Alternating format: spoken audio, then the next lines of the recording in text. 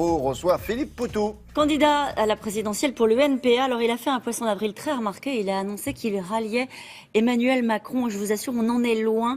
Il est le seul candidat ouvrier de cette présidentielle et il propose entre autres de supprimer tout simplement la présidence de la République.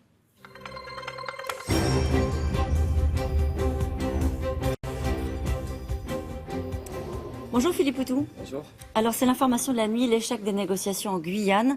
L'État proposait 1,5 milliard, les Guyanais attendaient 2,5 milliards et un plan d'urgence immédiat et non pas sur 10 ans. Est-ce que vous avez une approche singulière sur ce sujet ?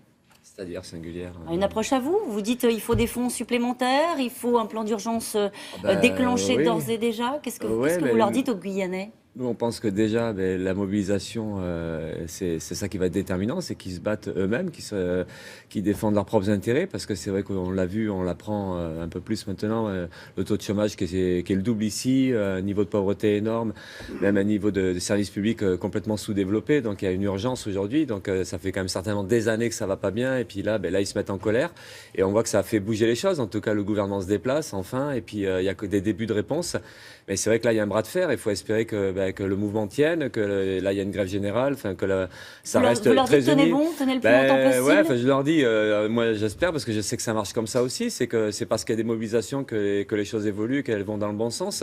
Après 1 milliard, 2 milliards et demi, certainement qu'ils ont raison, ils ont dû calculer.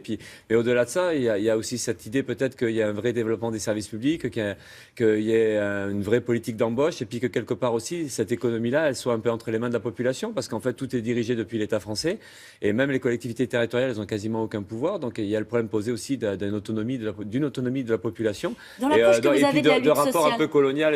Il y a aussi un problème d'émancipation certainement, et qu'on le voit bien, il y a un sous-développement alors que c'est soi-disant la France. Donc il y a un problème de rapport de force. Il y a un problème aussi que la population puisse elle-même vraiment maîtriser sa propre économie. Donc la seule chose que vous dites ce matin aux Guyanais, c'est tenez bon, mais tenez bon jusqu'à quand? Tenez bon. Pourquoi faire? C'est pas évident une grève générale de tenir sur la durée. C'est pour ça, on sait, nous aussi en France, on a eu des mouvements comme il y a un an avec le mouvement contre la loi travail. Donc quand il y a une mobilisation, on ne sait jamais trop comment ça tient, et puis c'est pas évident parce que voilà, il y a plein de complications. Mais là, oui, si on le sait de toute façon, plus ils tiendront, plus ils seront unis, plus là visiblement, j'étais à une manifestation dimanche de soutien, et il y a plein de choses qui se racontent. Et c'est vrai que c'est quand même les barrages, l'organisation des barrages. Voilà, ils retrouvent confiance en eux-mêmes. Il se passe beaucoup de choses, donc c'est important que ça aille jusqu'au bout. Puis et vous allez aller les soutenir? Aller là-bas? Oui. Non, il n'y aura pas les moyens, on n'a pas les moyens, puis ça va être compliqué dans la campagne et tout ça, mais c'est sûr que nous, en tout cas, on a des camarades là-bas, il y a des liens, mais en tout cas, oui, on leur souhaite bon courage et qu'ils tiennent bien, et puis là, ça a l'air bien parti quand même. Un mot sur Jean-Luc Mélenchon. Il semble porté par une dynamique dans l'opinion. Il y a eu un sondage qui explique qu'il est celui qui représente le mieux la gauche aux yeux des Français. Est-ce que vous le voyez, vous, comme la dernière chance de faire gagner la gauche? Non, on voit mal la gauche gagner, mais on n'est pas... Après, c'est la question de la gauche. Qu'est-ce que c'est, où ça commence, où ça finit. C'est pas la gauche. Non, mais c'est pas ça. Mais c'est parce qu'après, est-ce que ça va jusqu'à Macron? Est-ce que ça comprend le PS? C'est compliqué tout ça parce qu'on a eu une politique de droite menée par un gouvernement soi-disant de gauche. Après, on voit bien qu'il y a des tentatives de sauver un PS ou de sauver une gauche ou de reconstruire une gauche. Nous, on est sur des idées un peu différentes. On pense pas que, en tout cas, on pense que la gauche institutionnelle ou gouvernementale a fait faillite. Après, le problème qui nous est posé, c'est de construire une gauche de combat, une gauche anticapitaliste, mais qui défend vraiment les intérêts de la population. Mais en fait, le problème pour nous, c'est que c'est à nous-mêmes, à l'ensemble de la population, des travailleurs, des opprimés, de s'organiser et justement de plus faire confiance aux politiciens et d'arriver à un moment donné... C'est curieux parce que je vous interroge sur Jean-Luc Mélenchon. Vous essayez de partir du côté de Macron, du côté d'un discours assez large. Est-ce qu'il est une chance de faire gagner la gauche? Si on est là, c'est que c'est pas... En plus, on est là pour parler de nous, pas pour parler des autres non plus. Vous êtes là pour parler de la gauche ou pas? Non, de nous, de nos combats sociaux, du fait que ça change. Et c'est vrai qu'après, nous, on a un petit problème avec tous ces politiciens qui veulent arriver comme voilà, c'est moi maintenant la solution. Nous, on pense pas. On pense que la solution, c'est justement ce qui se passe en Guyane. C'est que même, y compris ici, le problème est posé d'une mobilisation sociale pour la défense du niveau de vie, pour les emplois, pour les services publics. Et donc, c'est pour ça que la solution, c'est ce que nous, on met en avant dans cette campagne-là, c'est ça, c'est nous, comment on peut reconstruire quelque chose, comment on peut redevenir une force sociale et politique. Et ça ne passera pas par un sauveur ou par quelqu'un, même si avec Mélenchon, on a des points communs évidemment, parce qu'il y a des revendications, ou en tout cas dans le programme, des choses qu'on peut dire ensemble. Mais il n'a pas été très sympathique avec vous hier dans le JDD. Il a dit, en gros, que votre programme était moins radical que le programme commun.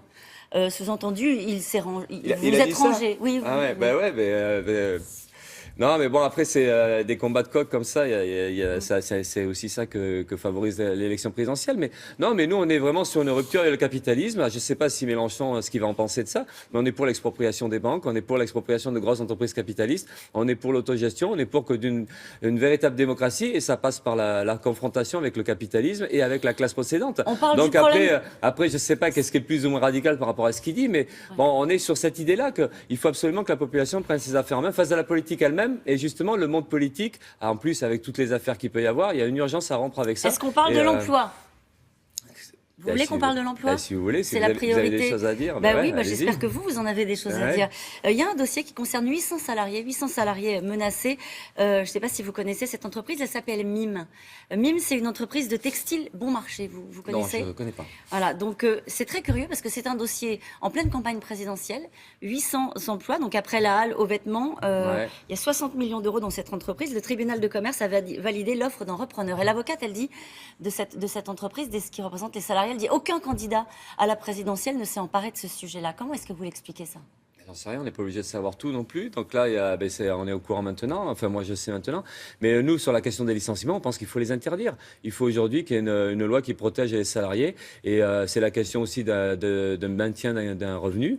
Voilà, il n'y a pas de raison que les salariés soient victimes comme ça des aléas de la crise économique ou des choix comme ça d'actionnaires ou des choix politiques de multinationales, de grosses sociétés. Donc il faut une protection absolue.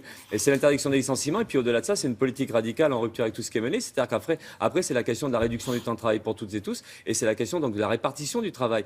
Donc ça, c'est sûr que c'est en opposition à tout ce qui se fait. Donc après, comment on arrive à le mener? Après, c'est le problème du financement d'une part. Nous, on pense que de l'argent, il y en a. Il y a des milliardaires, il y a des 75 milliards de profits, des 55 milliards distribués sous forme de dividendes aux actionnaires. Enfin, on voit que l'argent, il y en a. Mais on voit que cette crise-là...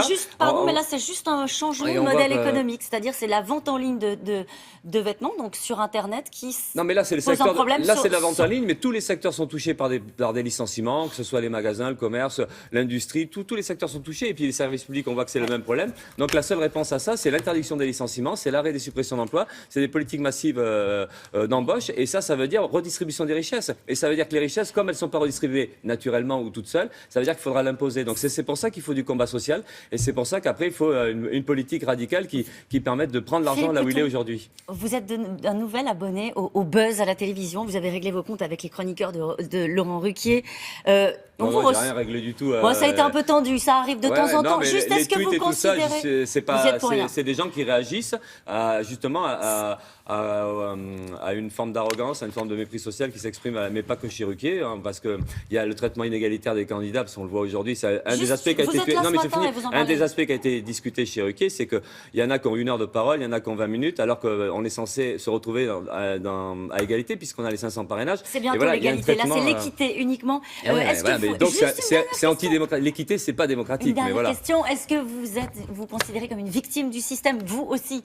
Non, pas du tout. Non. Le système capitaliste est profondément injuste. On le combat et on le dit dès qu'on peut le dire. Et voilà. Donc il n'y a pas de démocratie à la télévision comme ailleurs. Il n'y en a pas. Les médias font ce qu'ils veulent et donc on le dit quand. Vous étiez content d'être là ce matin quand même. Mais bien sûr. Bon, mais on est aussi content pour dire ces choses-là parce que ouais, à mon avis, il veut revenir. Hein. Bah oui, il reviendra d'ailleurs. Dès que je peux, je reviens.